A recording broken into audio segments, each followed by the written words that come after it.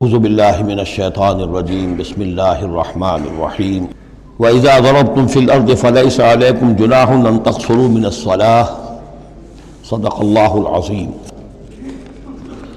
اب یہ پھر کچھ شریعت کے احکام آ رہے ہیں، گویا کہ خطاب کا رخ پھر اب مسلمانوں کی طرف، اہل ایمان کی طرف، شریعت کے احکام، عبادات سے متعلق تفاصیل۔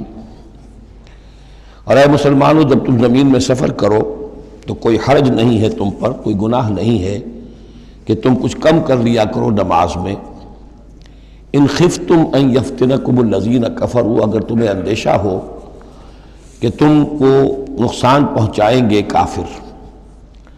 ان الکافرین کانوا لکم عدوا مبینا، یقیناً یہ کافر تمہارے کھلے دشمن ہیں۔ یہ ہے قصر صلاۃ، لیکن صلاۃ الخوف کی حالت میں، جنگ کی حالت میں قصر کا حکم۔ اور اس میں بھی خاص طور پر جو صورتحال تھی کہ جب حضور کے ساتھ ہوتے تھے تو اب اگر شکل یہ ہوتی کہ آدھا آدھا لشکر علیحدہ علیحدہ نماز پڑھے اور پھر حضور ایک کے ساتھ نماز پڑھیں تو دوسروں کو محرومی کا احساس ہوتا۔ لہذا آپ دیکھیے کہ ایک بہت عمدہ تدبیر بتائی گئی۔ فَإِذَا كُنْتَ فِيهِمْ، تو اے نبی جب آپ بھی ان کے اندر موجود ہوں، فَأَقَمْتَ لَهُمُ الصَّلَاةَ، اور آپ نے ان کے لیے نماز کھڑی کر دی ہو، فَلْتَقُمْ طَائِفَةٌ مِّنْهُمْ مَعَكَ، تو ان میں سے ایک گروہ کو تو کھڑے ہونا چاہیے آپ کے ساتھ، وَلْيَأْخُذُوا أَسْلِحَتَهُمْ، اور جو دوسرے ہیں وہ اپنا اسلحہ لے کر وہ چاق و چوبند رہیں۔ فَإِذَا سَجَدُوا فَلْيَكُونُوا مِن وَرَائِكُمْ، تاکہ جب تم سجدہ کرو، جو حضور کے ساتھ نماز پڑھ رہے سجدے میں جائیں تو وہ دوسرا گروہ جو ہے جو نماز میں شریک نہیں ہے وہ ان کی حفاظت کرے، کھڑے رہیں ان کے پیچھے۔ وَلْتَأْتِ طَائِفَةٌ أُخْرَىٰ، اب اس کے بعد ہوتا کیا تھا کہ حضور نے ایک رکعت نماز پڑھا دی اور آپ بیٹھے رہے، دوسری رکعت کے لیے اٹھے نہیں۔ دوسری رکعت مسلمانوں نے خود ادا کر لی۔ اب جب انہوں نے سلام پھیر دیا چلے گئے تو جو پہلے جو تھے جو اس وقت تک شریک نہیں ہوئے تھے وہ حضور کے پیچھے آ گئے۔ اب حضور نے ایک رکعت اور پڑھی تو ان کی ایک رکعت حضور کے پیچھے ہو گئی، اس کے بعد حضور نے ایک رکعت کے بعد سلام پھیر دیا، انہوں نے پھر ایک رکعت اور ادا کر لی، اس طریقے سے کہ کوئی بھی حضور کی امامت کے شرف سے اور فضل سے محروم نہ رہے۔ فَإِذَا سَجَدُوا فَلْيَكُونُوا مِن وَرَائِكُمْ وَلْتَأْتِ طَائِفَةٌ أُخْرَىٰ لَمْ يُصَلُّوا فَلْيُصَلُّوا مَعَكَ، اب وہ دوسرا گروہ کو آنا چاہیے کہ جنہوں نے ابھی نماز نہیں پڑھی تھی کہ وہ آپ کے ساتھ نماز پڑھیں۔ وَلْيَأْخُذُوا حِذْرَهُمْ وَأَسْلِحَتَهُمْ، اور ان کو چاہیے کہ وہ اپنی ڈھالیں بھی، اپنا بچاؤ بھی اور اسلحہ بھی ساتھ رکھے۔ وَدَّ الَّذِينَ كَفَرُوا لَوْ تَغْفُلُونَ عَنْ أَسْلِحَتِكُمْ وَأَمْتِعَتِكُمْ، یہ کافر تو اسی طاق میں رہتے ہیں، اسی امید میں رہتے ہیں کہ تم جیسے ہی غافل ہو جاؤ۔ وَدَّ الَّذِينَ كَفَرُوا لَوْ تَغْفُلُونَ عَنْ أَسْلِحَتِكُمْ، اپنے اسلحہ سے غافل ہو جاؤ، وَأَمْتِعَتِكُمْ، اور اپنے مال و اسباب سے، فَيَمِيلُونَ عَلَيْكُمْ مَيْلَةً وَاحِدَةً، تو وہ تم پر ایک دم ٹوٹ پڑے حملے کے اندر۔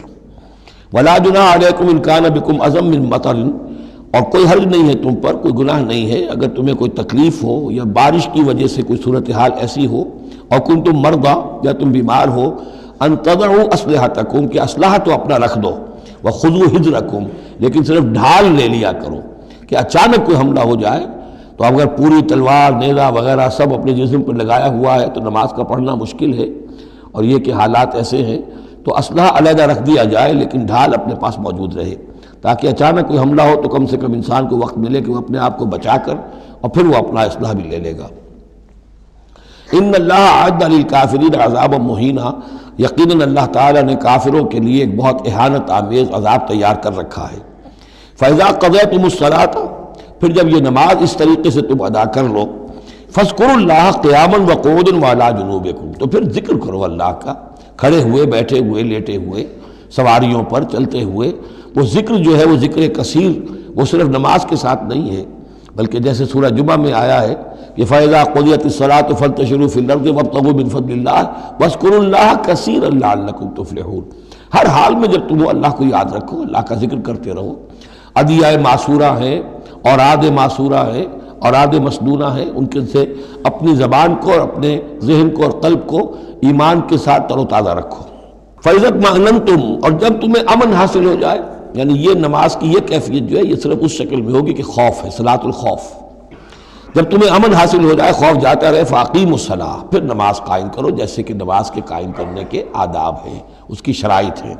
ان الصلاۃ کانت علی المؤمنین کتابا موقوتا، یقیناً نماز اہل ایمان پر فرض کی گئی ہے، فرض ہونے کی شکل میں اور وقت کے ساتھ۔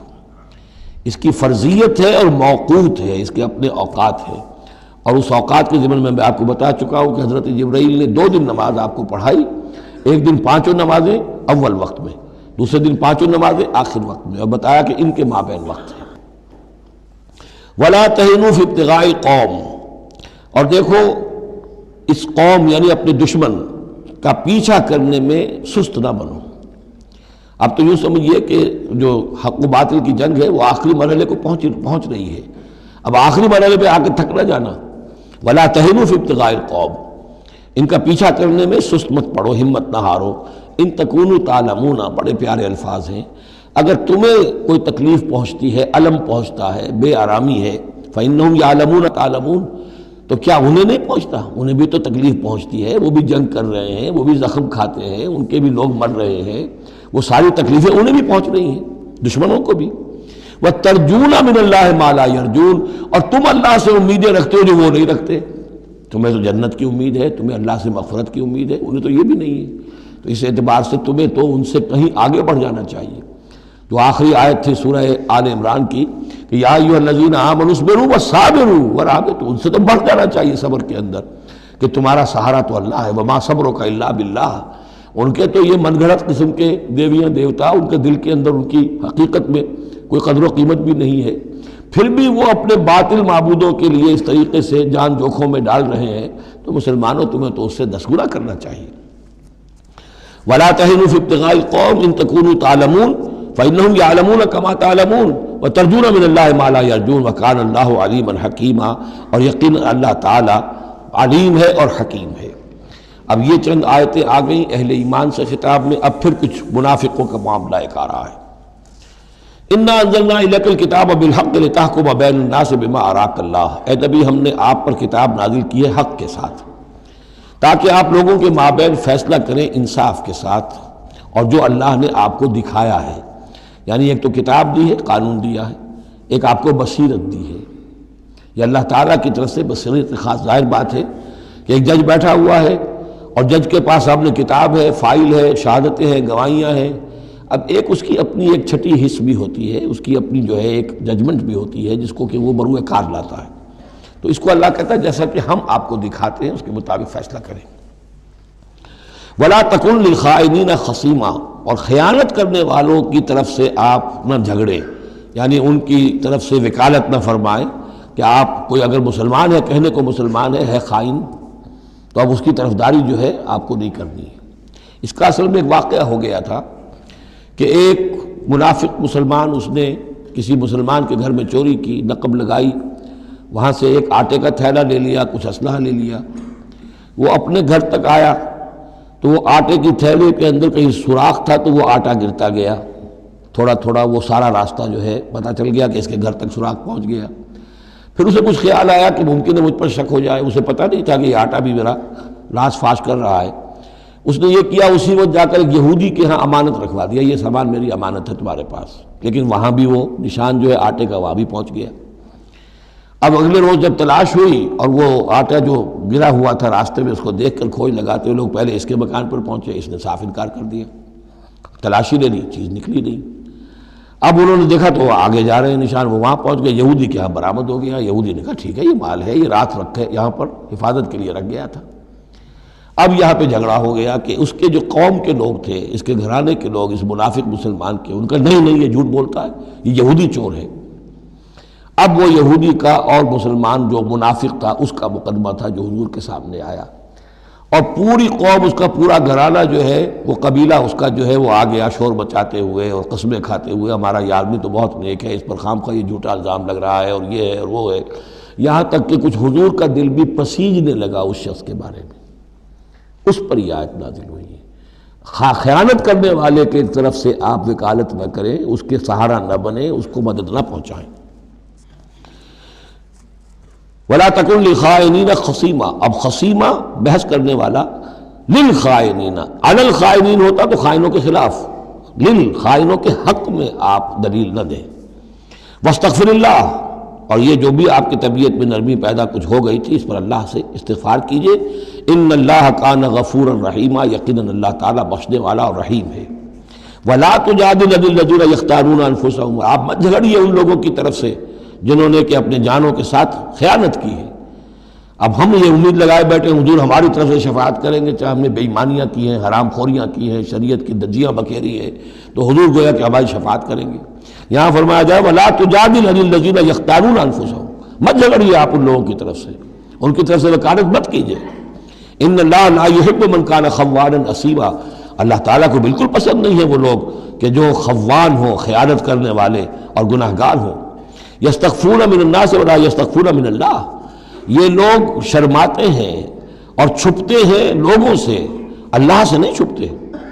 وَهُوَ مَعَهُمْ إِذْ يُبَيِّتُونَ مَا لَا يَرْضَىٰ مِنَ الْقَوْلِ، حالانکہ جب یہ راتوں کو مشورے کرتے ہیں مسلمانوں کے خلاف، حضور کے خلاف، یہ منافقین کی بات آ رہی ہے تو اللہ تعالیٰ ان کے ساتھ موجود ہوتا ہے۔ اگر تو ایمان ان کا ہو اللہ پر تو انہیں معلوم ہو کہ اللہ سن رہا ہے ہماری بات۔ یہ مسلمانوں سے ڈرتے ہیں، خفیہ رکھتے ہیں اپنی باتوں کو، ان بدبختوں کو یہ خیال نہیں ہے کہ اللہ وہ تو ہر وقت ہمارے پاس موجود ہے۔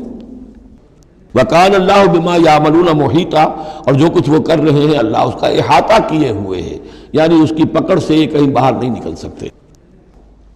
ہاں انتم ہؤلاء جادلتم عنہم فی الحیات الدنیا، اب یہاں پہ اشارہ ہو رہا ہے وہ جو منافق مسلمان تھا، چور، اس کے جو گھرانے والے لوگ تھے کہ اے لوگو تم نے دنیا کی زندگی میں تو ان کی طرف سے جھگڑا کر لیا، یہاں تک کہ حضور کو بھی بچلانے کی حد تک تم پہنچ گئے۔ وَمَن يُجَادِلُ اللَّهَ عَنْهُمْ يَوْمَ الْقِيَامَةِ، قیامت کے دن کون مجادلہ کرے گا اللہ سے؟ یہاں تم چھڑا بھی لو، حضور کو بھی فرض کیجئے، حضور نے فرمایا، یہ حدیث موجود ہے کہ میرے سامنے کوئی مقدمہ پیش ہوتا ہے تو کوئی ایک فریق زیادہ چرب زبان ہوتا ہے، اپنی بات کو پیش کرتا ہے اور میرے ہاں سے وہ غلط فیصلہ لے جاتا ہے۔ فرض کیجئے زمین کا کوئی ٹکڑا تھا اور میں نے غلط ڈگری اس کے حق میں دے دی، تو وہ سمجھ لے کہ چاہے میری عدالت سے ڈگری لے کر گیا ہے لیکن وہ جہنم کا ٹکڑا لے کر گیا ہے، زمین کا ٹکڑا لے کر نہیں گیا ہے۔ تو یہ تو معاملات ہیں کہ جو بھی عدل ہو رہا ہے، فیصلہ ہو رہا ہے، اس میں جو بھی کیسز ہیں، جو بھی گواہیاں ہو رہی ہیں اس کے مطابق فیصلہ کر رہے ہیں۔ اب ہر وقت تو اللہ تعالیٰ کی طرف سے حضور صلی اللہ علیہ وسلم کے لیے ہر مرحلے پر تو نہیں تھا، جہاں اللہ ضروری محسوس کرتا تھا آپ کو متنبہ فرما دیتا تھا۔ ہاں انتم ہؤلاء، یہ تمہیں لوگ ہو، جادلتم عنہم فی الحیات الدنیا، تم نے بہت جھگڑا کیا ان کی طرف سے، اپنے ساتھی، اپنے رشتہ دار کی طرف سے دنیا کی زندگی میں۔ فمن یجادل اللہ عنہم یوم القیامہ، تو کون ہے جو اللہ سے جھگڑا کر سکے گا ان کی جانب سے قیامت کے دن؟ ام من یکون علیہم وکیلا، یا کون ہوگا جو اس کا کارساز بن سکے گا، ان کا وکیل بن سکے گا؟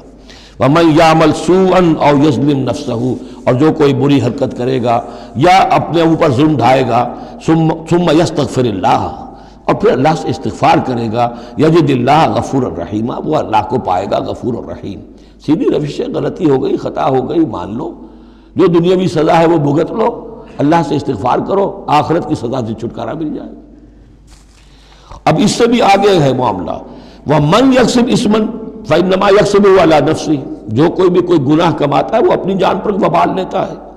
وَكَانَ اللَّهُ عَلِيمًا حَكِيمًا، اللہ تعالیٰ علیم اور حکیم ہے۔ وَمَن يَكْسِبْ خَطِيئَةً أَوْ إِثْمًا ثُمَّ يَرْمِ بِهِ بَرِيئًا، اور یہ معاملہ تو بہت بڑھ کر ہے کہ کسی نے کوئی گناہ کمایا، کوئی خطا کی، کوئی غلطی کی، کوئی جرم کیا، پھر اس کی تہمت لگا دی ایسے شخص پر جو بری ہے۔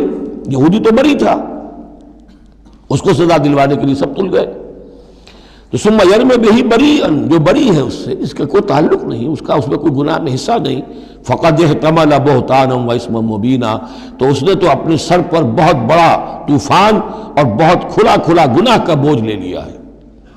ولولا فضل اللہ علیک، اب یہ حضور سے خطاب ہو رہا ہے کہ اس معاملے میں اگر اللہ تعالیٰ نے بروقت آپ کو مطلع نہ کر دیا ہوتا، ولولا فضل اللہ علیک ورحمتہ لہمت طائفۃ منہم ان یضلوک، تو ان میں سے ایک گروہ ان منافقین میں سے وہ تو اس کے اوپر تل گیا تھا کہ آپ کو گمراہ کر دے، یعنی آپ سے غلط فیصلہ کروا لے، عدالت محمدی سے ظلم ہو جائے، اور وہ جو اصل میں مجرم نہیں تھا، بے گناہ جو ہے یہودی، اس کو پکڑ لیا جائے۔ وَلَوْلَا فَضْلُ اللَّهِ عَلَيْكَ وَرَحْمَتُهُ لَهَمَّتْ طَائِفَةٌ مِّنْهُمْ أَن يُضِلُّوكَ وَمَا يُضِلُّونَ إِلَّا أَنفُسَهُمْ، حقیقت میں وہ نہیں گمراہ کر رہے مگر اپنے آپ کو، وَمَا يَضُرُّونَكَ مِن شَيْءٍ، اور اے نبی وہ آپ کو نقصان نہیں پہنچا سکیں گے، یعنی ہم ایسے مواقع پہ بر وقت آپ کو مطلع کرتے ہیں۔ وانزل اللہ علیک الکتاب والحکمہ، اور اللہ نے آپ پر کتاب نازل کی ہے اور حکمت نازل کی ہے، وعلمک ما لم تکن تعلم، اور وہ ساری باتیں آپ کو سکھائی ہیں جو آپ نہیں جانتے تھے، وکان فضل اللہ علیک عظیما، اور یقیناً اللہ کا فضل آپ پر بہت بڑا ہے۔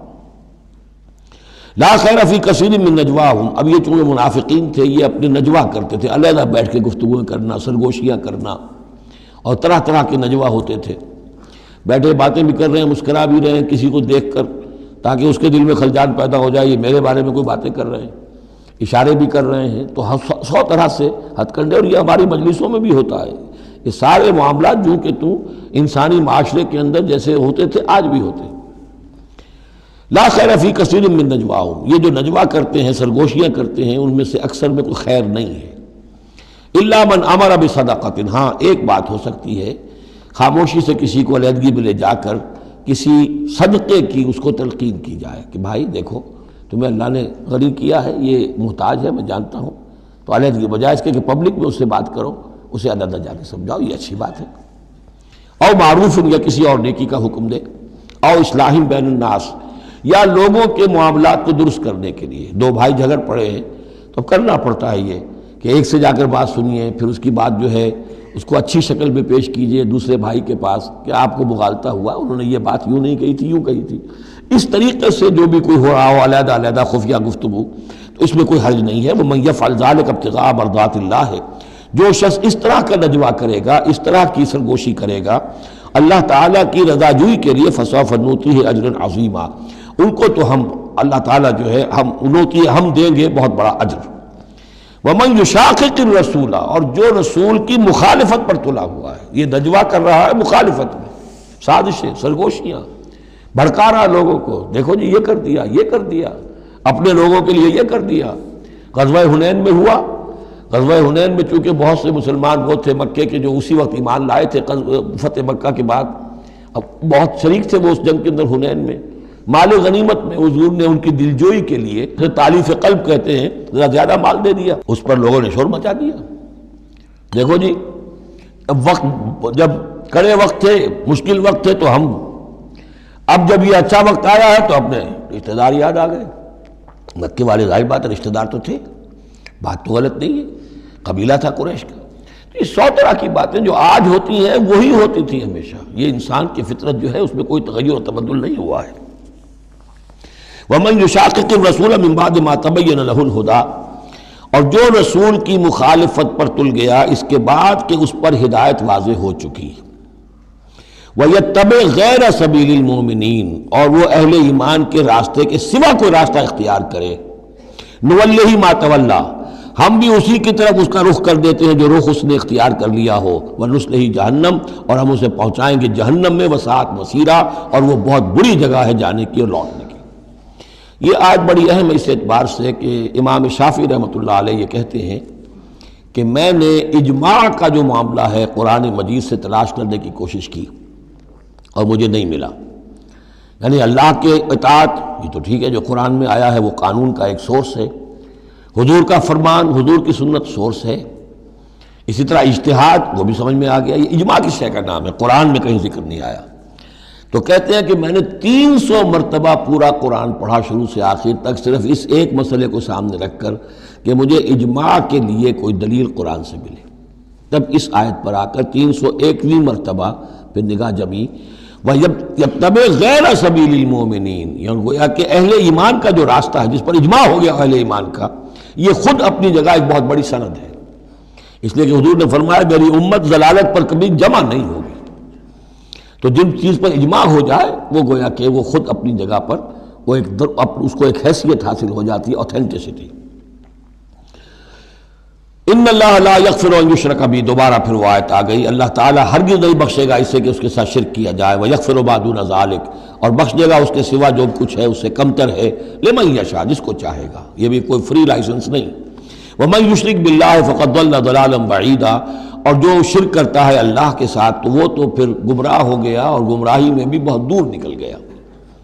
ان یدعون من دونہ الا اناثا، اب یہاں گویا کہ پہلی مرتبہ آپ دیکھ رہے ہیں کہ وہ مشرکین مکہ کی بات بھی ہو رہی ہے، نہیں پکار رہی اللہ کے سوا مگر مؤنث کو، عورتوں کو، اس لیے کہ ان کی دیویاں جو ہیں لات، عزا، منات، لات الہ کی مؤنث ہے، لات، لا اور لات، اور عزا العزیز کا مؤنث ہے، العزیز العزا، منات، یہ سب جو ہے فیمنن نیمز ہیں۔ ان یدعون من دون اللہ من دونہ الا اناثا، نہیں پکار رہے وہ مگر یہ فیمیل ڈیٹیز کو، وَإِن يَدْعُونَ إِلَّا شَيْطَانًا مَرِيدًا، اور نہیں پکار رہے یہ مگر در حقیقت شیطان کو پکار رہے ہیں۔ لات کا کوئی وجود نہیں، منات کا کوئی وجود نہیں، ہاں شیطان ضرور ہے جو ان کی پکار سن رہا ہے۔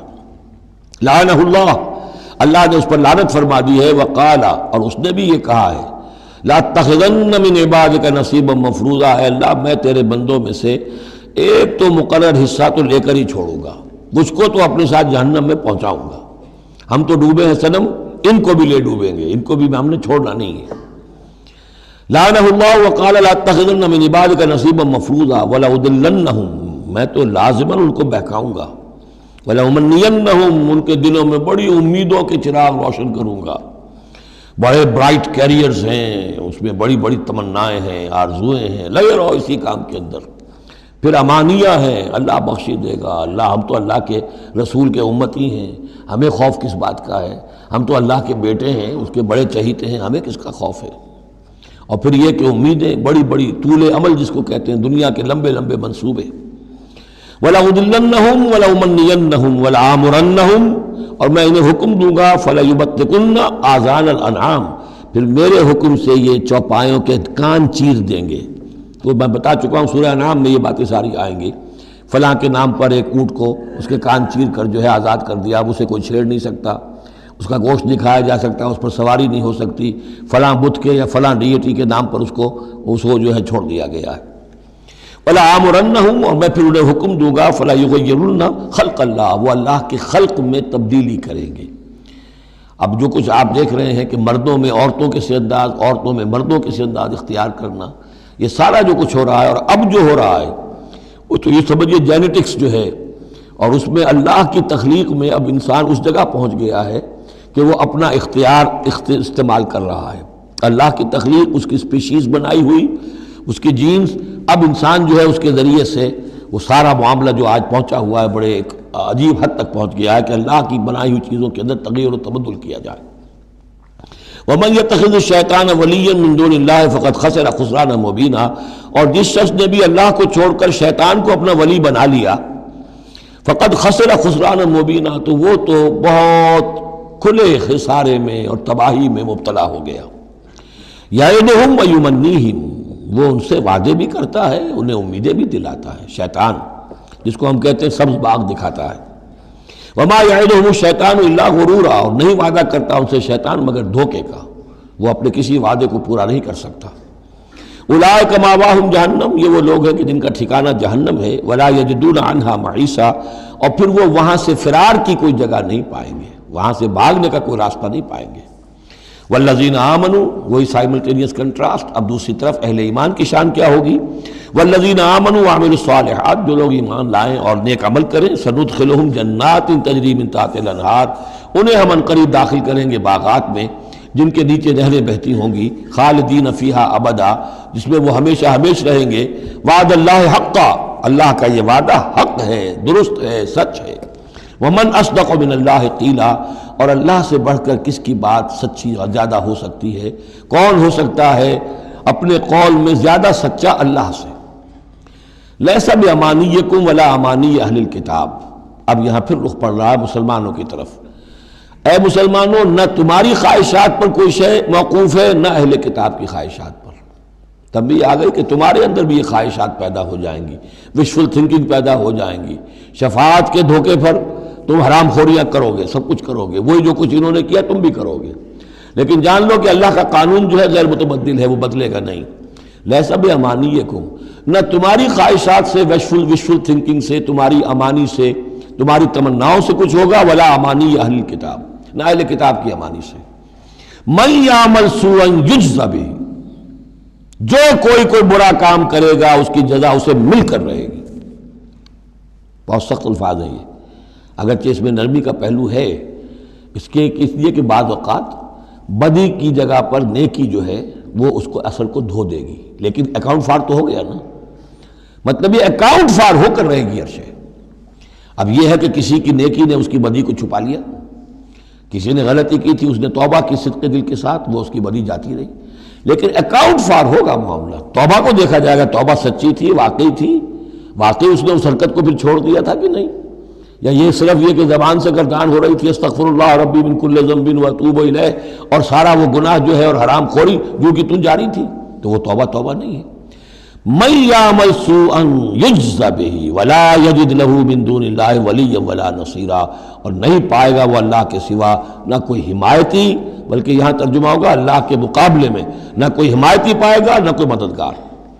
ومن یعمل من الصالحات من ذکر او انثی، اور جو کوئی عمل کرے گا نیکیوں کا، خواہ وہ مذکر ہو خواہ مؤنث ہو، مرد ہو یا عورت ہو، وہو مومن، ہو مومن صاحب ایمان، فاولئک یدخلون الجنۃ ولا یظلمون نقیرا، تو یہ وہ لوگ ہیں کہ جو جنت میں داخل ہوں گے اور ان کی کوئی حق تلفی تل کے برابر بھی نہیں کی جائے گی۔ ومن احسن دینا ممن اسلم وجہہ للہ وہو محسن، اس سے بہتر دین کس کا ہوگا جس نے نمبر 1 اپنا چہرہ اپنا سر اللہ کے سامنے جھکا دیا، اسلم، اسلام آ گیا، وہو محسن، اور یہ احسان، اس کے بعد اسلام ایمان احسان کے درجے تک پہنچ جائے، خوبصورتی کے ساتھ، خلوص کے ساتھ، للہیت کے ساتھ، پورے دین کا معاملہ، تفریق بین الدین نہیں، دین کے اندر جو ہے وہ حصہ بکھرا نہیں، ٹوٹل دین۔ ومن احسن دینا ممن اسلم وجہہ للہ وہو محسن واتبع ملت ابراہیم حنیفا، اور اس نے پھر پیروی کی دین ابراہیم کی یکسو ہو کر، یا ابراہیم کی جو یکسو تھا۔ واتخذ اللہ ابراہیم خلیلا، اور اللہ نے تو ابراہیم کو اپنا دوست بنا لیا تھا۔ وَلِلَّهِ مَا فِي السَّمَاوَاتِ وَمَا فِي الْأَرْضِ، اللہ ہی کے لیے ہے جو کچھ کہ ہے آسمانوں میں اور جو کچھ کہ ہے زمین میں۔ وَكَانَ اللَّهُ بِكُلِّ شَيْءٍ مُحِيطًا، اور یقیناً اللہ تعالی ہر شے کا احاطہ کیے ہوئے ہے۔ اب جو حصہ آ رہا ہے یہ وہی مسلمانوں سے خطاب ہے، لیکن اس میں ایک استدراک سمجھیے کہ جو شروع میں کچھ آیتیں آئی تھیں خواتین کے معاملے میں، یتیم عورتوں کے معاملے میں، ان سے نکاح کے معاملے میں یا طلاق کے معاملے میں، اب اس میں کچھ وضاحتیں، کچھ سوالات مسلمانوں کی طرف سے ہوئے، مزید وضاحتیں طلب کی گئیں تو اللہ نے یہ وضاحتیں نازل کی ہیں، اور یہاں پر ساتھ یہ فرما دیا وَيَسْتَفْتُونَكَ فِي النِّسَاءِ، اے نبی یہ آپ سے عورتوں کے بارے میں سوال کر رہے ہیں، بات پوری طرح ان پر کھلی نہیں ہے، واضح نہیں ہوئی ہے۔ قُلِ اللَّهُ يُفْتِيكُمْ فِيهِنَّ، ٹھیک ہے کہہ دیجئے اے نبی ان سے، اللہ تمہیں فتویٰ دیتا ہے، بتاتا ہے، وضاحت کرتا ہے ان کے بارے میں۔ وَمَا يُتْلَىٰ عَلَيْكُمْ فِي الْكِتَابِ مِنْ يَتَامَى النِّسَاءِ، اب وہ آیت نمبر 3 کے اندر بات واضح ہو گئی، قرآن نے ثابت کر دیا کہ وہاں جو کہا تھا کہ وَإِذْ خِفْتُمْ أَلَّا تُقْسِطُوا فِي الْيَتَامَى، تو یتامى النساء مراد تھی وہاں پر، کہ اگر تمہیں اندیشہ یہ ہو کہ یتیم لڑکیوں سے شادی کرو گے تو ان کے ساتھ انصاف نہیں کر سکو گے، اس لیے کہ ان کی طرف سے کوئی ہے نہیں جو ان کے حقوق کا پاسدار ہو اور تم سے کوئی بات پوچھ کر سکے ان کی طرف سے، تو پھر ان سے شادی مت کرو، بلکہ تم اور جو عورتیں ہیں شادی اگر کرنی ہے ایک سے زائد تو ما طاب لکم من النساء مثنی وثلاث ورباع، شادی کرو۔ تو یہاں فرمایا وہ تھا عورتوں کی، یتیم عورتوں کے بارے میں وہ حکم تھا، ما یتلا علیکم، جو تمہیں سنایا گیا، جو سنایا جا رہا ہے کتاب میں، فی یتام النساء، ان عورتوں کے بارے میں کہ جو یتیم ہیں، وہ عورتیں یا لڑکیاں، لا توتونہن ما کتب لہن، تم دیتے نہیں ہو انہوں جو اللہ نے ان کے لیے لکھ دیا ہے، بغیر مہر کے یتیم بچی تھی آپ نے شادی کر لی، کون اس کی طرف سے مہر طلب کرے گا؟ وترغبون ان تنکحوہن، اور چاہتے ہو کہ اسے نکاح بھی کرو، والمستضعفین من الولدان، اسی طرح بچے جو ہیں ان کے ساتھ بھی جو ظلم ہوتا ہے، وان تقوموا للیتامى بالقسط، اور وہ جو ہم نے تفصیل سے احکام دیے ہیں کہ یتیموں کے معاملے میں انصاف پر کاربند رہو، وما تفعلوا من خیر فإن اللہ کان بہ علیما، اور جو خیر بھی تم کرو گے اللہ اس سے واقف ہے، تمہاری نیتوں کو جانتا ہے۔ تو وہ احکام ہیں، بنیادی ہدایات دے دی گئی ہیں، اور اس میں اس سے اضافی شے جو ہے وہ یہ ہے کہ تمہاری نیت صاف ہونی چاہیے۔ واللہ یعلم المفسد من المصلح، اللہ جانتا ہے کہ کون حقیقت میں شرارتی ہے اور کون جو ہے اس کی نیت صحیح ہے۔ وَإِنِ امْرَأَةٌ خَافَتْ مِنْ بَعْلِهَا نُشُوزًا، اب دیکھیے ایک نشوز عورت کے لیے آیا تھا کہ اگر واللاتی تخافون نشوزہن، وہ عورتیں، وہ بیویاں کہ جو سرکشی کر رہی ہیں، حکم نہیں مان رہی ہیں، تابعداری نہیں کر رہی ہیں، ضدم زدہ پر اڑی ہوئی ہیں، ان کے بارے میں تو آ چکا تھا شروع میں۔ اب یہاں عورتوں پر بھی تو ہو سکتا ہے کہ مرد ظلم کر رہا ہے، مرد جو ہے وہ ان کا حقوق ادا نہیں کر رہا ہے، شوہر جو ہے وہ اپنی قوامیت جو ہے اس کو غلط طریقے پہ استعمال کر رہا ہے، روب ڈالتا ہے، دھونس دیتا ہے، یا اور بری طریقے سے ستاتا ہے، تنگ کرتا ہے، تنگ کر کے وہ مہر معاف کرواتا ہے، یا کچھ اور، اگر ذرا اس کے والدین اچھے کھاتے پیتے ہیں تو لاؤ اپنے والدین کے گھر سے۔ یہ ساری گندگیاں جو ہمارے معاشرے میں ہوتی ہیں اور عورتیں بیچاری اس میں پستی ہیں، وہ جو چکی کے دو پارٹوں کے مابین۔ وَإِنِ امْرَأَةٌ خَافَتْ مِنْ بَعْلِهَا نُشُوزًا، اور اگر کسی عورت کو اپنے شوہر سے اندیشہ ہو جائے کہ وہ زیادتی کرے گا، وہ زیادتی کر رہا ہے اور وہ اس کے حقوق ادا نہیں کر رہا، او اعراضاً، یا اب وہ اس کی طرف میلان ہی نہیں رکھتا، اب وہ گویا کہ بیوی ہے ہی نہیں، اس کی طرف کوئی میلان نہیں، کوئی نئی شادی رچائی ہے اور سارا جو ہے توجہ جو ہے وہ اب نئی نویلی دلہن کی طرف ہے، او اعراضاً، جی بڑھ گیا، توجہ ہٹ گئی، فلا جناح علیہما، تو ان دونوں پر کوئی الزام نہیں ہوگا، ان یصلحا بینہما صلحا، کہ وہ آپس میں بیٹھ کر صلح کر لیں۔ صلح سے مراد یہاں پر اپنا معاملہ طے کر کے اور عورت خلا کر لے، بس صلح خیر۔ لیکن خلا کرنے میں جیسا کہ ہم پڑھ چکے ہیں، عورت کو مہر چھوڑنا پڑے گا، لیا تھا تو کچھ واپس کرنا پڑے گا۔ والصلح خیر، صلح اچھی ہے۔ وأحضرت الأنفس الشح، البتہ جو انسانی نفس ہے اسے لالچ جو ہے اس پر مسلط رہتا ہے، مرد چاہے گا میرا پورا مہر واپس کرو، عورت چاہے گی کہ مجھے کچھ بھی واپس نہ کرنا پڑے۔ وَإِن تُحْسِنُوا، یہ آ چکا ہے سورہ بقرہ کے اندر، یہ مضامین آ چکے ہیں۔ وَإِن تُحْسِنُوا، اگر تم نیکی کرو، تم مرد ہو، تم مردانگی کا ثبوت دو، اس معاملے کے اندر نرمی کرو، ان کا حق جو ہے زیادہ رکھو۔ وَتَتَّقُوا فَإِنَّ اللَّهَ كَانَ بِمَا تَعْمَلُونَ خَبِيرًا، اور تم تقویٰ کی روش اختیار کرو تو جان لو کہ اللہ تعالیٰ تمہارے تمام اعمال سے باخبر ہے۔ وَلَن تَسْتَطِيعُوا أَن تَعْدِلُوا بَيْنَ النِّسَاءِ، اچھا وہاں یہ آیت بھی آئی تھی کہ وَإِنْ خِفْتُمْ أَلَّا تَعْدِلُوا فَوَاحِدَةً، اگر تمہیں اندیشہ یہ ہو کہ تم اپنی بیویوں پہ اگر ایک سے زائد ہیں، دو ہیں، تین ہیں، چار ہیں، تو عدل نہیں کر سکو گے، تو پھر ایک ہی پر اکتفا کرو، پھر دوسری شادی مت کرو۔ تمہیں اطمینان ہے، تمہیں اپنے اوپر یہ اعتماد ہے کہ تم یہ عدل کر سکتے ہو، تب دوسری شادی کرو، ورنہ نہیں۔ لیکن اب اس میں جیسا کہ میں نے عرض کیا تھا کہ کچھ چیزیں تو ہوتی ہیں گنتی کی، ناپ تول کی، اس میں تو عدل ہو سکتا ہے، لیکن ایک قلبی میلان جو ہے اس کے اندر تو ظاہر بات ہے انسان کے اختیار میں نہیں ہے۔ حضور صلی اللہ علیہ وسلم نے اپنی تمام ازواج کے لیے ہر چیز گن گن کر، یعنی باریاں بھی مقرر تھیں آپ کی شب باشی کی، دن میں بھی اب آپ ایک چکر لگاتے تھے عصر اور مغرب کے درمیان، تو تھوڑی تھوڑی دیر ہر اپنی زوجہ محترمہ کے پاس ٹھہرتے تھے، کہیں تھوڑی دیر بھی زیادہ ہو جاتی تو کھلبلی مچ جاتی تھی، آج وہاں کیوں ٹھہر گئے، آج زینب کے پاس زیادہ وقت کیوں لگ گیا، آج فلاں کیا ہو گیا، وہاں شہد دیا گیا تھا وہ شہد پی رہے تھے تو اس وجہ سے دیر لگ گئی۔ تو حضور سے جب کہا گیا اشارے کنائے سے، آپ نے قسم کھا لی اچھا میں آئندہ کبھی شہد نہیں پیوں گا، حضور نے اللہ تعالیٰ نے ٹوک دیا کہ حضور یہ کیوں آپ قسم کھا رہے ہیں، لما تحرم ما احل اللہ لک تبتغی مرضات ازواجک۔ تو یہ چیزیں جو ہوتی ہیں انسانی معاشرے میں، بہرحال بہت بہتر معاملہ تھا، بہت بہتر تھا حضور کی ازواج مطہرات کا آپس میں، لیکن یہ کہ بالکل ظاہر بات ہے کہ کچھ نہ کچھ تو شوق ناپا جو ہوتا ہے اس کے کوئی نہ کوئی اثرات تو ہوتے ہیں، یہ عورت کی فطرت ہے، وہ اس کے اندر اختیار میں نہیں ہے۔ تو یہ چیزیں جو ہے فرمایا کہ اگر تم وَلَن تَسْتَطِيعُوا أَن تَعْدِلُوا بَيْنَ النِّسَاءِ، تمہارے لیے ممکن ہی نہیں ہے کہ تم عورتوں کے مابین انصاف کر سکو۔ مراد کیا ہے؟ قلبی میلان، یہ حدیث کے اندر واضح ہو گیا۔ اور حضور فرمایا کرتے تھے کہ اللہ جو بھی چیزیں ہیں میں نے اس میں پورا عدل کیا ہے، باقی جہاں تک میرے دل کا میلان کا تعلق ہے مجھے امید ہے تو مجھ سے مواخذہ نہیں کرے گا، یہ ہے ظاہر بات ہے۔ لیکن اگر تم چاہو بھی تو تم عدل نہیں کر سکتے۔ وَلَن تَسْتَطِيعُوا أَن تَعْدِلُوا بَيْنَ النِّسَاءِ وَلَوْ حَرَصْتُمْ، چاہے تم کتنے حریص ہو اس کے، نہیں کر سکتے۔ فَلَا تَمِيلُوا كُلَّ الْمَيْلِ، تو ایسا نہ ہو کہ ایک کی طرف پورے کے پورے جھک جاؤ، میلان، میل، کل المیل، ایک ہی کی طرف پورا میلان ہو جائے، فَتَذَرُوهَا كَالْمُعَلَّقَةِ، کہ دوسری بیوی معلق ہو کر رہ گئے، اب نہ وہ شوہر والی ہے اور نہ آزاد ہے، اس سے کوئی تعلق ہی نہیں۔ وَإِن تُصْلِحُوا وَتَتَّقُوا، اگر تم اصلاح کر لو اور تقویٰ کی روش اختیار کرو، فَإِنَّ اللَّهَ كَانَ غَفُورًا رَحِيمًا، تو اللہ تعالیٰ بھی غفور الرحیم ہے۔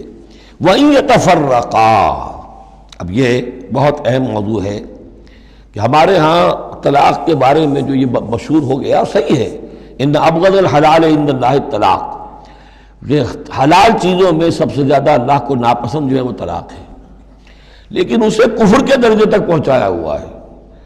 لڑائی چل رہی ہے، جھگڑا چل رہا ہے، مزاجوں میں موافقت نہیں ہے، ایک دوسرے کو کوس رہے ہیں، دن رات کا جھگڑا ہے، طلاق نہیں دینی. یہ احمقانہ طرز عمل ہے، بالکل احمقانہ، شریعت کی منشا کے بالکل خلاف. یہاں آپ دیکھیں کہ ایک طرح کی ترغیب ہے طلاق کی، ترغیب.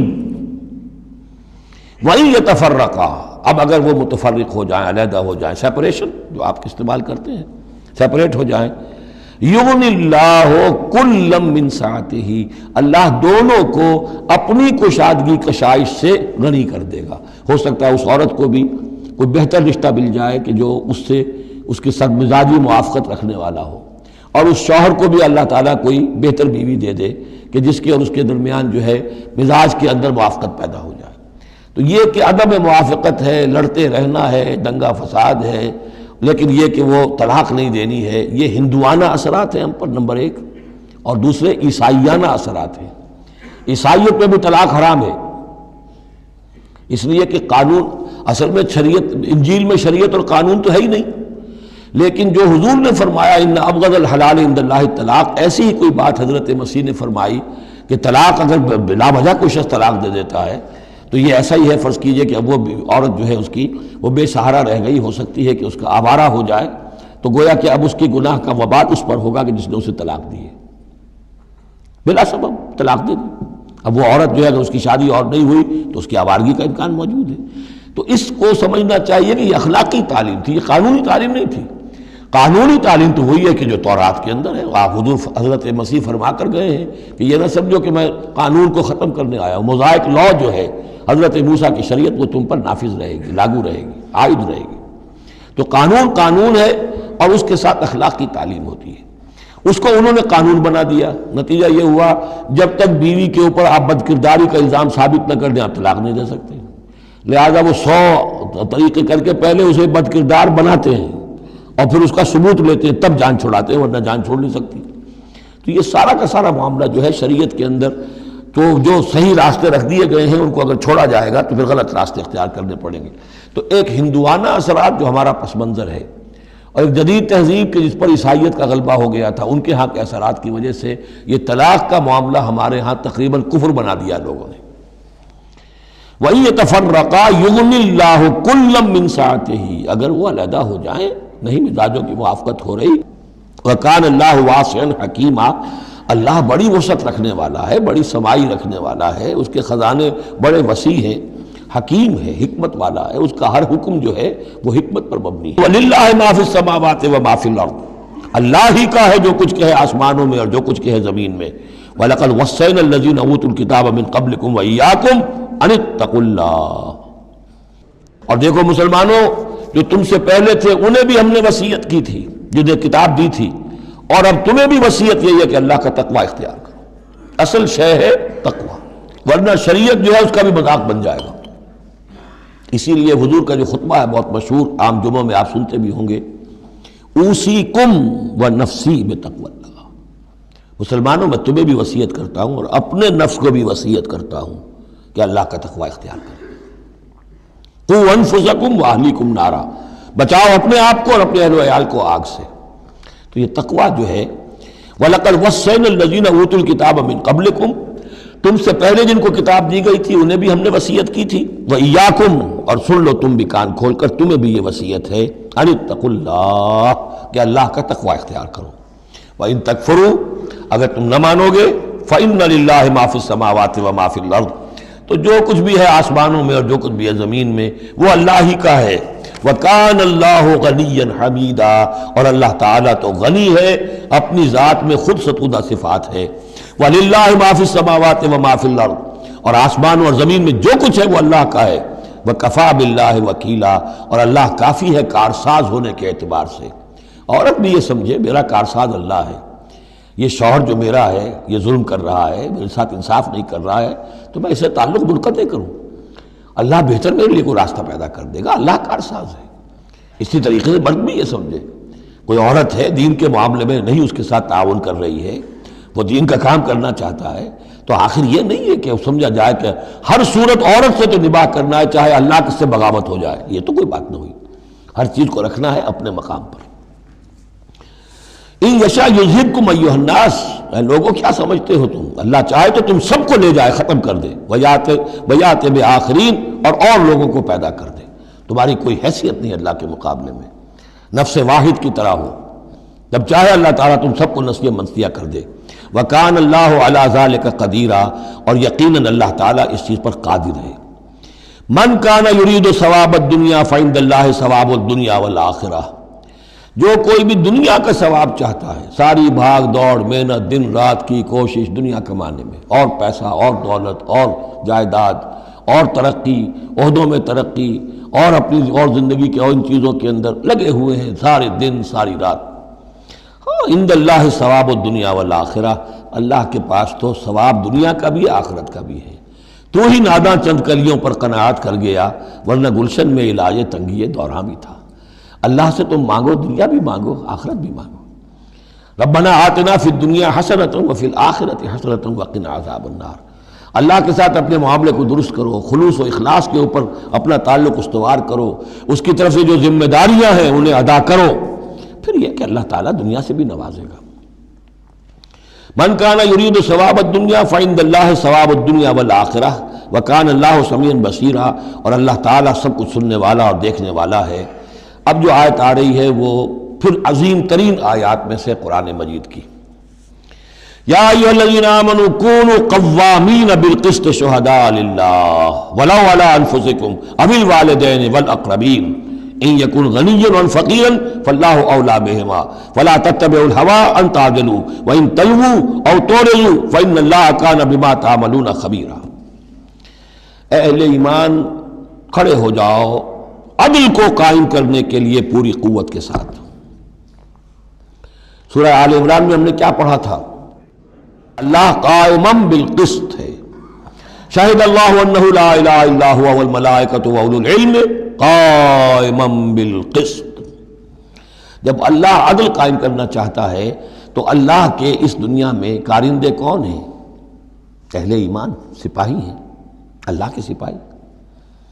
لہذا عدل قائم کرے گا اللہ دنیا میں اہل ایمان کے ذریعے۔ اللہ دین کا غلبہ چاہتا ہے، لیکن اہل ایمان کو جانیں دینی ہوگی، کوششیں کرنی ہوگی، اثار کرنا ہوگا، قربانیاں دینی ہوگی، تب دین غالب ہوگا۔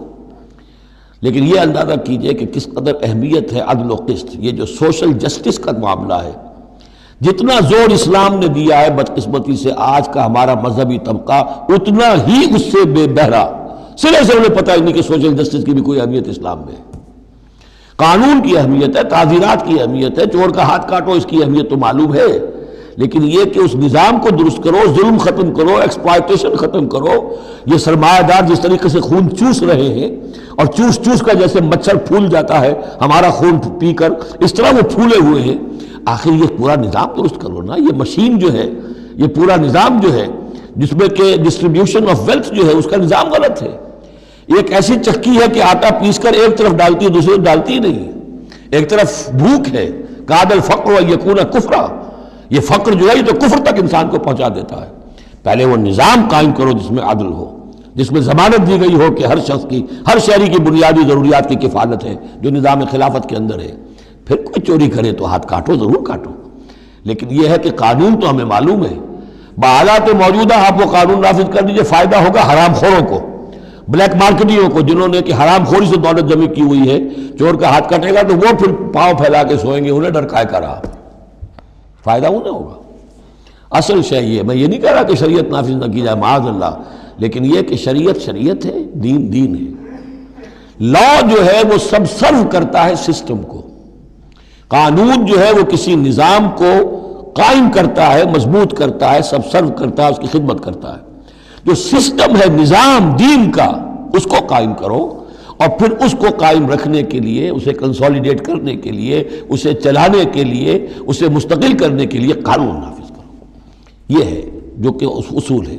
یا ایھا الذین آمنوا کونوا قوامین بالقسط شہداء للہ، یہی مضمون سورہ مائدہ میں بھی آ جائے گا، کل ہم پڑھیں گے انشاءاللہ۔ صرف یہ کہ اس میں ترتیب بدل گئی ہے، یا ایھا الذین آمنوا کونوا قوامین للہ شہداء بالقسط، بس اتنا فرق ہے۔ لیکن اس میں اشارہ ہو گیا کہ اللہ اور قسط گویا کہ مترادف الفاظ ہیں۔ گواہ بن جاؤ اللہ کے، یا گواہ بن جاؤ قسط کے۔ کھڑے ہو جاؤ اللہ کے لیے یا کھڑے ہو جاؤ انصاف کے لیے. معلوم ہوا اللہ اور قسط یہ مترادف ہیں. یا ایھا الذین آمنوا کونوا قوامین بالقسط شہداء للہ ولو علی انفسکم. خواہ یہ انصاف کی بات تمہارے اپنے خلاف جا رہی ہو، او الوالدین یا تمہارے والدین کے خلاف جا رہی ہو، والاقربین خواہ تمہارے قرابت داروں کے خلاف جا رہی ہو. تمہارا تعلق عدل کے ساتھ، انصاف کے ساتھ، قسط کے ساتھ ہے، رشتہ داری کے ساتھ نہیں. ان یکن غنیا اور فقیرا، ایک چور دروازہ یہ ہوتا ہے تو خیر حق تو اس کا نہیں بنتا ہے، لیکن یہ غریب ہے، چلو میں اس کے حق میں فیصلہ کر دوں. ان یکن غنیا اور فقیرا فاللہ اولیٰ بہما.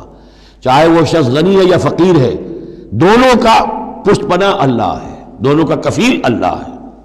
تم نہیں ہو کفیل، تمہیں فیصلہ کرنا ہے جو صحیح ہے، جو عدل پر ہے، جو انصاف پر ہے، وہ فیصلہ کرنا ہے. کسی کی جانبداری نہیں.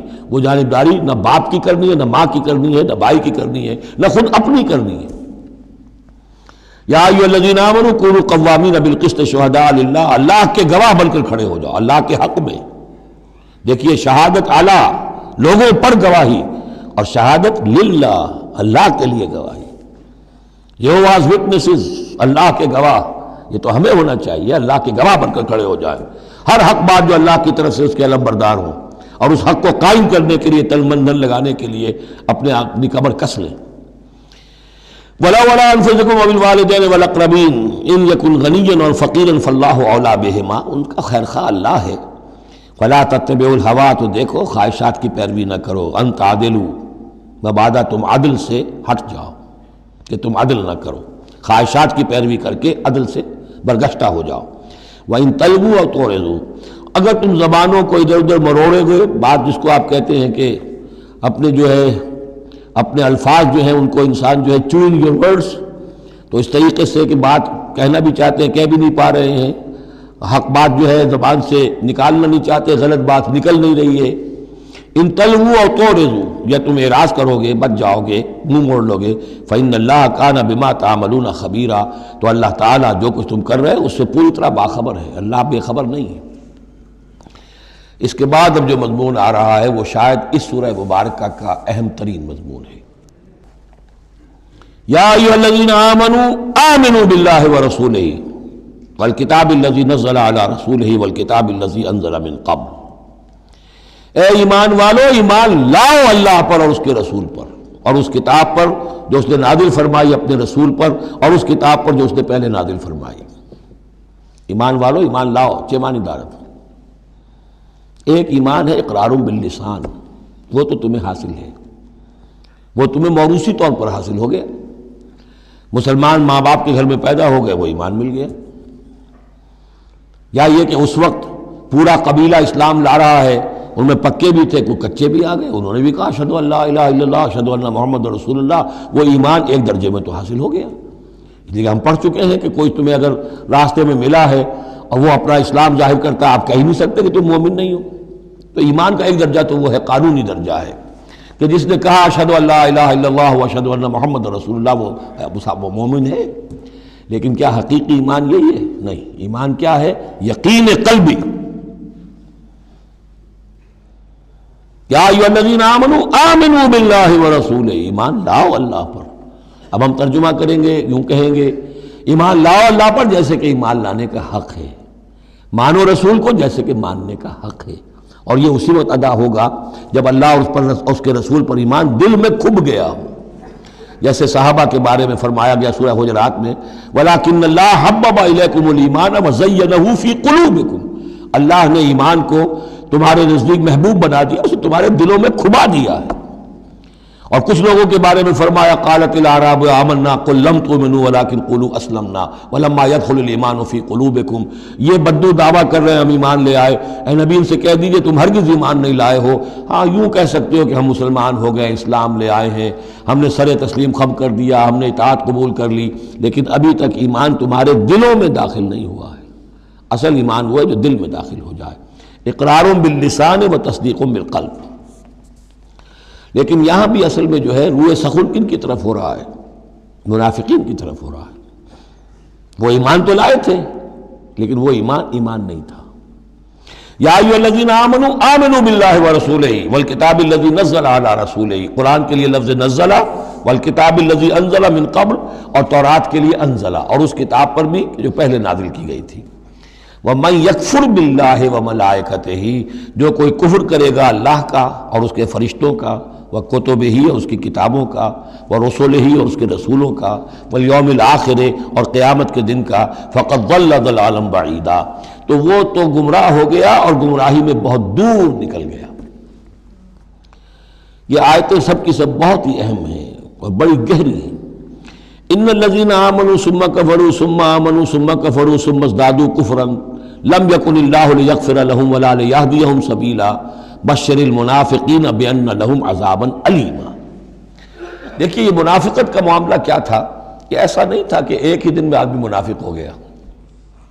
ایک تو تھے وہ جو شعوری منافق تھے، جو فیصلہ کر کے، جو ہم سورہ آل عمران میں پڑھ آئے ہیں، صبح ایمان کا اعلان کریں گے، شام کو ہم پھر کافر ہو جائیں گے، مرتد ہو جائیں گے، تو معلوم ہوا ایمان انہیں نصیب ہوا ہی نہیں، اور انہیں بھی معلوم تھا کہ ہم مومن نہیں ہیں، ہم ایمان لائے نہیں ہیں، تو دھوکہ دے رہے ہیں۔ یہ شعوری منافق ہوا۔ غیر شعوری منافق کون سے ہوتے تھے کہ جو آئے تو تھے، کوئی دل میں دھوکہ دینے کی نیت نہیں تھی، انہیں اندازہ نہیں تھا کہ یہ، وہ سمجھتے تھے پھولوں کی سیج ہے، نکلا وہ کانٹوں بھرا بستر۔ اب انہیں قدم قدم پہ رکاوٹ ہے، وہ ارادہ، وہ پختگی نہیں ہے، ایمان کی وہ گہرائی نہیں ہے کہ ہر کے بعد آباد جو ہو سو ہو۔ ان کا کیا ہوتا ہے، کچھ دو قدم چلے، کچھ پیچھے ہٹ گئے، کچھ چھٹک گئے، کچھ چلے، کچھ ہمت کی، کچھ رک گئے۔ نتیجہ یہ ہوتا ہے کہ اب لوگ ان کے ڈانٹ ڈپٹ کرتے، تم کیا کرتے ہو؟ تو اب انہوں نے کیا کیا، جھوٹے بہانے بنانے شروع کیے، اور پھر آخری درجہ جھوٹی قسمیں کھانی شروع۔ خدا کی قسم یہ مجبوری تھی، اس لیے میں رک گیا تھا، تم سمجھتے ہو کہ میں جہاد میں نہیں جانا چاہتا تھا، تم ایسا گمان تو نہ کرو، مجھے یہ مجبوری ہو گئی تھی، میری بیوی مر رہی تھی، میں کیسے جا سکتا تھا، وغیرہ وغیرہ، جھوٹی قسمیں۔ تو یہ جو ہے معاملہ ایمان اور کفر کا، یہ یوں چلتا رہتا ہے۔ اگرچہ اوپر جو ہے وہ پردہ تو ایمان کا ہے، کافر تو وہ ہوا ہی نہیں، اسلام لے آیا تھا، مومن ہے، اور وہ ارتداد کا اس نے اعلان نہیں کیا، لیکن ابھی ایمان کی طرف آیا، پھر کفر کی طرف گیا، پھر ایمان کی طرف آیا، پھر کفر کی طرف گیا۔ یہ مذبذبین بین ذالک، اوسیلیشن جو ہے یہ ہوتی رہتی ہے۔ اور اس کی بہترین مثال کیا ہے، کبھی اگر کسی کو آپ نے دریا میں، کسی تالاب میں ڈوبتے دیکھا ہو، نیچے گیا پھر آیا ذرا اوپر، پھر گیا پھر آیا، پھر گیا تو گیا، بالکل وہ نقشہ ہے جو یہاں ہے۔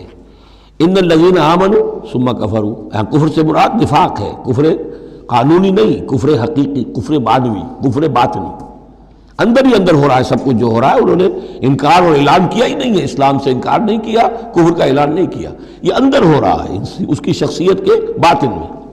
ان الذین آمنوا ثم کفروا ثم آمنوا ثم کفروا، ایمان لائے پھر کفر کیا، پھر ایمان لائے پھر کفر کیا، ثم ازدادوا کفرا، پھر کفر میں بڑھتے چلے گئے۔ لم یکن اللہ لیغفر لہم، اللہ تعالیٰ ایسے لوگوں کو مغفرت کرنے والا نہیں ہے، ایسے لوگوں کی مغفرت کرنے والا نہیں ہے۔ ولا لیہدیہم سبیلا، اور نہ ایسے لوگوں کو وہ راستہ دکھائے گا۔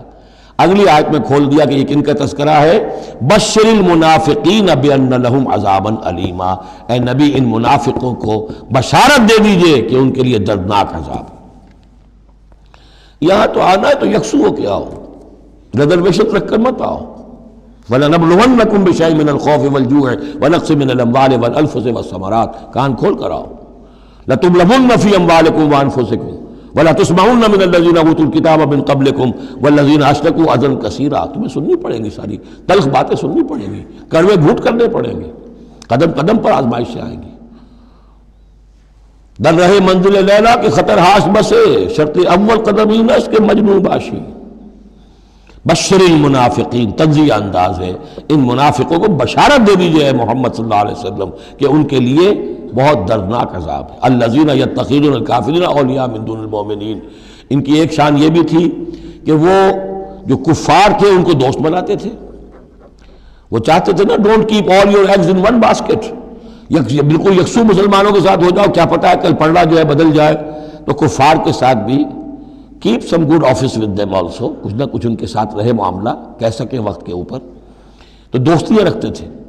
الذین یتخذون الکافرین اولیاء من دون المؤمنین، اہل ایمان کو چھوڑ کر ان کو دوست بناتے ہیں، اور ان کو اپنا پشت پناہ بناتے ہیں۔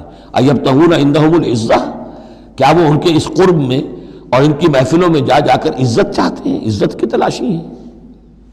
امریکہ جانا بہت بڑا اعزاز ہے، اتنے بڑا اعزاز مل گیا تو یہ عزت ہی ہے نا، جو انسان ڈھونڈنے کے لیے، اور اس کے لیے کروڑوں روپیہ خرچ ہوتا ہے، اس کے لیے جو بھی لابینگ ہوتی ہے، اس کے لیے وہ چند منٹ کی ملاقات کے لیے وہ بھی، اور کچھ اس سے حاصل ہو نہ ہو، باقی جو پالیسیاں ان کی چلتی رہتی ہیں وہ تو جو بھی ان کا CIA کر رہا ہے یا کوئی اور پینٹاگون کر رہا ہے وہ تو بیٹھا ہوا ہے فگر ہیڈ، اس کے سوا کچھ بھی نہیں۔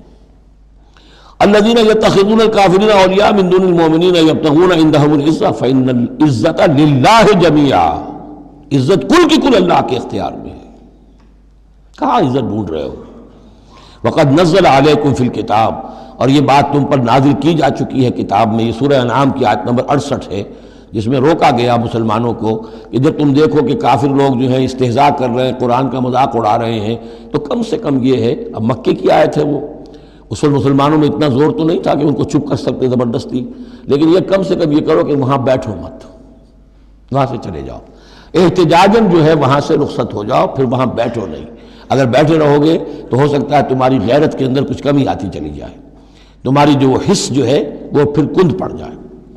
تو اسی کا حوالہ دیا جا رہا ہے، وقد نزل علیکم، اللہ اتار چکا ہے تم پر فی الکتاب، اسی کتاب میں قرآن میں، ان اذا سمعتم آیات اللہ یکفر بہا، جب تم سنو کہ اللہ کی آیات کا کفر کیا جا رہا ہے، وہ یستہزأ بہا، اور ان کا مذاق اڑایا جا رہا ہے، فلا تقعدوا معہم، تو ان کے ساتھ مت بیٹھو، حتی یخوضوا فی حدیث غیرہ، یہاں تک کہ پھر وہ کسی اور بات میں لگ جائے، پھر دوبارہ آ جاؤ، کوئی حرج نہیں، کوئی اور بات ہے، اس لیے کہ بہرحال ان کو کوئی نے تبلیغ کرنی ہے، ان سے گفتگو کرنی ہے، تعلق منقطع نہیں کرنا، لیکن جب وہ یہ حرکت کر رہے ہو تب ان کے قریب مت بیٹھو۔ انکم اذا مثلہم، اگر تم بھی بیٹھے رہو گے اس وقت اسی حالت میں ان کے ساتھ تو پھر تم بھی ان جیسے ہو جاؤ گے۔ ان اللہ جامع المنافقین والکافرین فی جہنم جمیعا، یقیناً اللہ تعالیٰ جمع کر کے رہے گا منافقوں کو بھی اور کافروں کو بھی جہنم میں سب کو۔ الذین یتربصون بکم، وہ جو تمہارے لیے ایک انتظار کی حالت میں ہیں، دیکھنا چاہتے ہیں، دیکھیے اونٹ کس کروٹ بیٹھتا ہے، تیل دیکھو، تیل کی دھار دیکھو، آخری فتح مسلمانوں کو ہوتی ہے یا کفار کو ہوتی ہے، دونوں کے ساتھ کچھ نہ کچھ تعلقات رکھو تاکہ وقت جو بھی ہو، جو بھی صورتحال سچویشن جو بھی ہو جائے، ہم اس کے اندر اپنے بچاؤ کی کوئی شکل کر لیں۔ تو الذین یتربصون بکم، وہ تمہاری بات طاق میں ہیں، منتظر ہیں، سوچ رہے ہیں۔ فَإِن كَانَ لَكُمْ فَتْحٌ مِّنَ اللَّهِ، تو اگر تمہیں فتح مل جاتی ہے اللہ تعالیٰ کے فضل و کرم سے، قَالُوا أَلَمْ نَكُن مَّعَكُمْ، وہ آ جائیں گے، ہم بھی تو آپ کے ساتھ تھے، مسلمان تھے، ہمارا بھی حصہ نکالیے مال غنیمت میں سے۔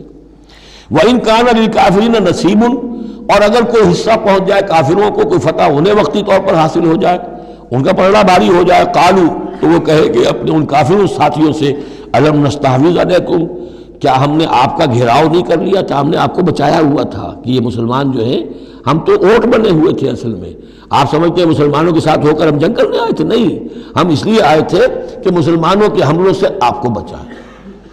أَلَمْ نَسْتَحْوِذْ عَلَيْكُمْ وَنَمْنَعْكُمْ مِنَ الْمُؤْمِنِينَ، ہم نے تو بچایا ہے آپ کو مسلمانوں سے۔ فَاللَّهُ يَحْكُمُ بَيْنَكُمْ يَوْمَ الْقِيَامَةِ، تو اللہ ہی فیصلہ کرے گا تمہارے مابین قیامت کے دن۔ وَلَن يَجْعَلَ اللَّهُ لِلْكَافِرِينَ عَلَى الْمُؤْمِنِينَ سَبِيلًا، اور اللہ تعالیٰ کافروں کو اہل ایمان کے مقابلے میں راہیاب نہیں کرے گا۔ ان المنافقون یخادعون اللہ وهو خادعهم، یہ منافق اللہ کو دھوکہ دینے کی کوشش کر رہے ہیں اور اللہ انہیں دھوکہ دے رہا ہے۔ وَإِذَا قَامُوا إِلَى الصَّلَاةِ قَامُوا كُسَالَىٰ، جب نماز کے لیے بھی کھڑے ہوتے ہیں تو کسل بندی کے ساتھ کھڑے ہوتے ہیں، طبیعت میں بشاشت نہیں ہوتی۔ یراؤون الناس، لوگوں کو دکھاوے کے لیے، وَلَا يَذْكُرُونَ اللَّهَ إِلَّا قَلِيلًا، اور نہیں ذکر کرتے حقیقت میں اللہ کا مگر بہت کم۔ بارک اللہ لی ولکم فی القرآن العظیم ونفعنی وإیاکم بالآیات والذکر الحکیم۔